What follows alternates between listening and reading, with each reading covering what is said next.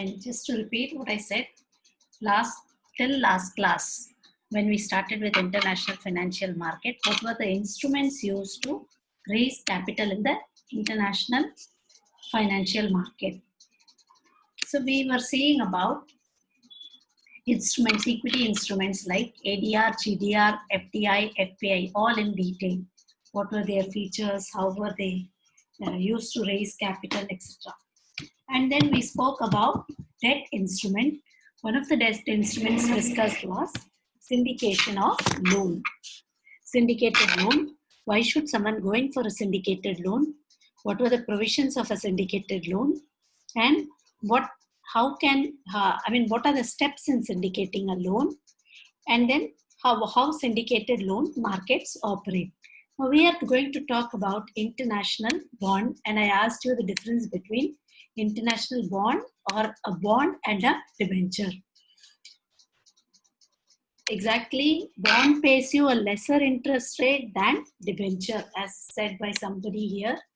It was Shivani says that bond pays a lesser interest rate than debenture. Very true. Bond pays a lesser interest rate than debenture. Both are debt instruments. While bonds are IOU, matlab I owe you, right? They are issued by private and public sector entities. They are used to cover all the expenses. Now, bonds actually have a collateral with the company's assets. They are secured by the company's assets. In case the company goes bad, we can always redeem it by selling the assets. Now, security, right? Bonds pay a lesser interest rate than debentures, and debentures do not have that security. And debentures can be issued only if the company is credit worthy. It has credit worthiness enough to issue debentures, then they issue debentures.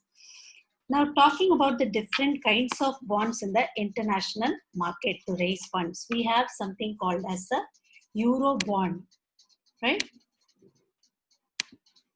Simple terms. When I said euro, a different currency than the currency of the land where it is issued is used, right? So when I'm raising capital using euro bonds, it means this bond is issued in an international market, right? In case it is issued in India, it is issued in a currency other than the currency of other than Indian national rupee. Like if I issue a dollar denominated bond in India, then we call it as a euro bond, and it is underwritten by syndicate banks, and they are marketed internationally in a lot of other countries than the currency in which it is denominated. Like INR denominated bonds will be marketed in countries where other than India, where INR is not used as a currency. So this is called as an euro bonds. Euro means a currency different from that of the domestic currency of the land where it is issued. Now, international bond markets, the rates are linked to LIBOR, and bonds pay interest rate, and the term we use for calling the interest rate is called as coupons. This is how you spell them. Bonds pay coupons. These are interest rates, and they are technically called as coupons. Whereas debentures pay interest rates. The return on debentures are called as interest. I hope you're following this. It is a global bond market. The major difference, like instead of trading stocks, investor trade here debt securities. That's what is different here. Now, just to pause. Sorry, yeah. बीच में interest नहीं आता है. You will get interest rate as a bullet payment. Just to have a recap of what we saw till now, international bond market is a market where private and public sector entities at an international level come and issue bonds to raise capital, long-term capital, debt capital. And they issue in both primary market and secondary market. As I said, primary market is a market for long-term, from issuer to investor directly, whereas secondary market is a market where investors sell it to investor. In primary market, they get hold of dealers in foreign countries. Companies get hold of dealers in foreign countries, and then they sell the bonds to investors, and dealers earn their commission. Whereas in the case of a secondary market, investors who have already purchased the bonds are going to sell it to other investors. These are called as secondary market operations. Now talking about in the Euro bonds are bonds that are denominated in a different currency from the currency of the land where it is sold. Like for example, if it is issued in India, it will be denominated in some other currency than INR. This is what is a Euro bond. Different types of Euro bonds are straight bonds. Straight bonds are fixed interest bearing bonds.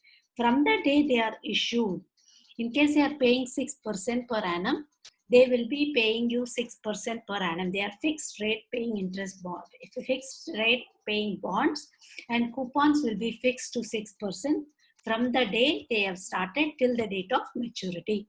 And in every year they won't be paying, or every 6 months or whatever, they won't be paying. But the interest is accumulated, compounded, and on the day of maturity, the bond will pay you principal, whatever amount you have invested, as well as the coupon amount which is compounded. Coupon मतलब जो return bond के ऊपर आता है, उसको हम बोलते हैं coupon, right? These are accumulated, compounded, and paid when the bond is maturing. Since it is a one-time maturity payment, we call it as a bullet payment. One time they are going to pay. Now we are going to talk about floating rate notes. What are floating rate notes? Floating rate notes are flexible interest rates are paid on the bond, on these kind of bonds. So flexible interest rate का मतलब है, see, they are linked to LIBOR. So every 6 months, they will be linked to 6-month LIBOR, or they will be linked to 3-month LIBOR, etc. That depends at the time of agreement when the bond is floated in the market. So when the bond is floated in the market, whatever return you receive on bonds, we call them as coupons. Like if you purchase a debenture, you will get return on it. That return is called as interest. If you purchase an equity share, if they earn a profit, they pay dividend. That return is called as dividend. Same way, if you purchase a bond, they pay interest, which is technically called as coupon. That is what it means. And floating rate note में क्या होता है? It's a flexible interest rate paying bond, wherein the rates are linked to either 6-month LIBOR or 3-month LIBOR, or whatever they say, 9-month LIBOR, etc. They link it at the time of issuing the bond, and the holders are entitled to regular interest coupons, regular interest or coupons actually, right? And these are periodically changing as and when the LIBOR changes. As I told you, PLR, bank का rate जब बदलता है, RBI का PLR होता है if it is going to be a domestic loan, but if it is going to be international level, they have linked it to LIBOR. I hope you are clear about this. And then what are flip-flop FRNs? Flip-flop FRNs are flip-flop floating rate notes are those wherein they are fixed for a certain period of time, and then later on they become floating for certain amount of time with a spread of 50 basis point over the treasury rate. Like for example, if I say 50 basis point means every 100 basis point equal to 1%. If you remember last class, I spoke about this. Every 100 basis point equal to 1%. So 50 basis point ka matlab hai 0.5%.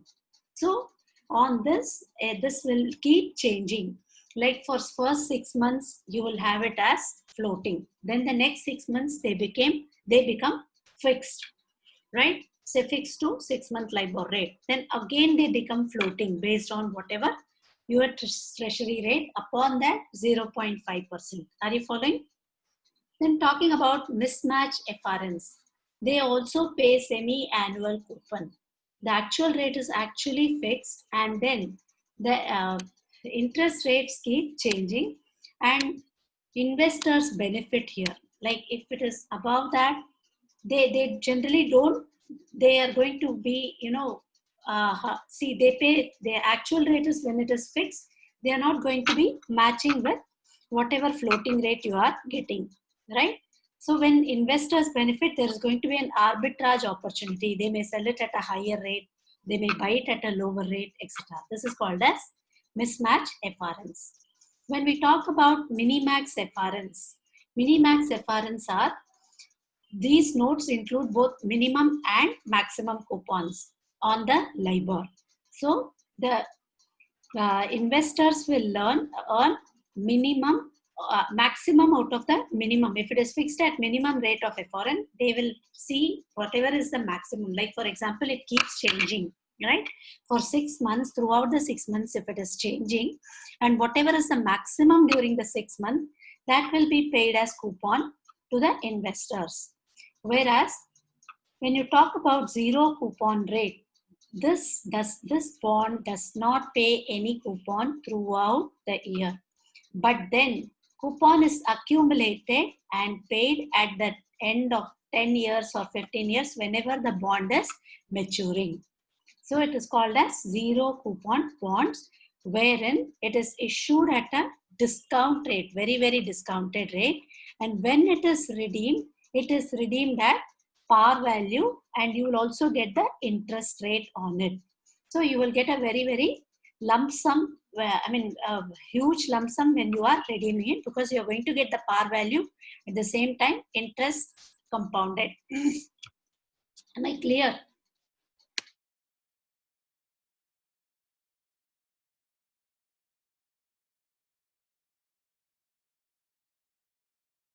Redeeming it at the same rate you had fixed. But in the case of zero coupon bond, it may not be fixed. Every 6 months, jo bhi hai, if it is going to be floating, it keeps getting accumulated.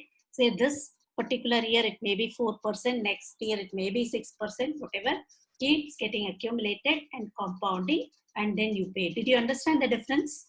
Zero coupon bond is not necessarily a fixed rate bond, whereas straight bonds are fixed rate bonds. That's the difference between zero coupon bond and a floating, and a straight bond. Straight bond means fixed rate bonds. Throughout the tenure of the bond, the rate of interest that you're going to pay, coupon rate, is going to be the same.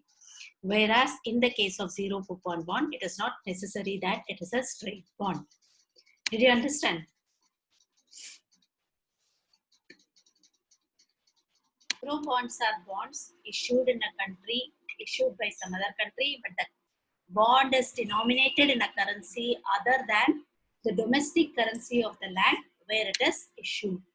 But whereas in the case of foreign bonds are bonds issued in a country, denominated in a country's currency. It may be, it is issued in India, it is denominated in INR, but the issuer is going to be a non-resident Indian, any other foreign company. Are you following the difference? Issued in a country, denominated in that country's currency, but the issuer is going to be a non-resident Indian, right? See, if a bond is a yen denominated bond issued in Tokyo, but the issuer is an American or an Indian, then we say it is a samurai bond. There are different types of foreign bonds issued in India, denominated in Indian currency, but the issuer is a non-resident of this country, right? Then we say it is a foreign bond. Euro bond mein kya tha? Euro bond was issued in a country and then it was denominated in a currency other than the domestic currency of the land where it is issued. Am I clear to you the difference between the two? When I talk about samurai bonds are yen denominated bond. Currency of Japan is yen, so yen denominated bonds. And then issuer is a non-Japanese, right? It is issued in Japan. It is denominated in Japanese currency and the issuer is a non-Japanese. Are you following? All of you?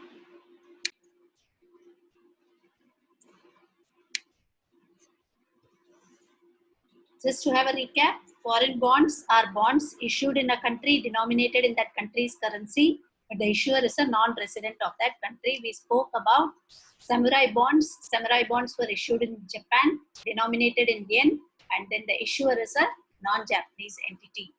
Whereas Yankee bonds issued in US, denominated in US, issuer is a non-US entity.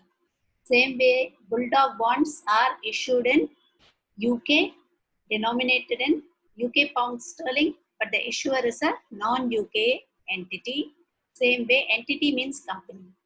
Matilda bonds are Australian bonds denominated in Australian currency, that is Australian dollar, and they were created in 1994. I've written the year of creation also here. And we spoke about Shibosai bonds, which are private placement yen denominated bonds. Samurai bonds were public issue. These are private placement. We will talk about the medium and long-term instruments, debt instruments mainly. We saw about long-term debt instruments were syndicated loans and bonds. The equity instruments we saw were FDI and ADR, GDR. Now we will see about short and medium term debt instruments.